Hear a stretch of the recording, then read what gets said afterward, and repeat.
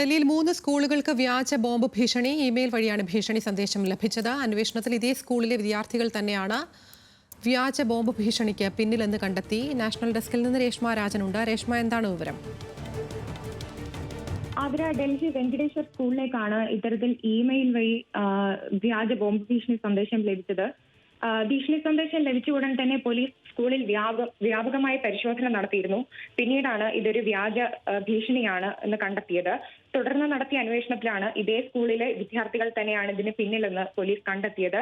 പരീക്ഷ മാറ്റിവെക്കണം എന്ന ഉദ്ദേശത്തോടെയാണ്, ഇത് റദ്ദാക്കണമെന്ന ഉദ്ദേശത്തോടെയാണ് ഇത്തരത്തിൽ വ്യാജ ബോംബ് ഭീഷണിയിലേക്ക് വിദ്യാർത്ഥികൾ മുതിർന്നത്. സമാനമായ രീതിയിൽ മറ്റു 2 സ്കൂളുകൾക്ക് നേരെയും ഇത്തരത്തിൽ ഇമെയിൽ സന്ദേശം വിദ്യാർത്ഥികൾ അയച്ചിരുന്നു എന്നും പോലീസ് കണ്ടെത്തിയിരുന്നു.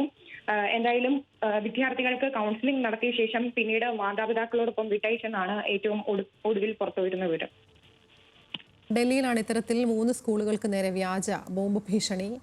കുട്ടികൾ തന്നെയാണ് ഇത്തരത്തിൽ, അതേ സ്കൂളിലെ വിദ്യാർത്ഥികൾ തന്നെയാണ് ഇത്തരത്തിൽ വ്യാജ ബോംബ് ഭീഷണി മുഴക്കിയത് എന്നുള്ളതാണ്. പരീക്ഷയുമായി ബന്ധപ്പെട്ടൊക്കെ ഉണ്ടായ ആശങ്കയിലാണ് ഈ കുട്ടികൾ ഇങ്ങനെ ചെയ്തത് എന്നുള്ളതാണ് വിവരം. വിശദാംശങ്ങൾ നൽകുകയായിരുന്നു നാഷണൽ ഡെസ്കിൽ നിന്ന് രേഷ്മ രാജൻ.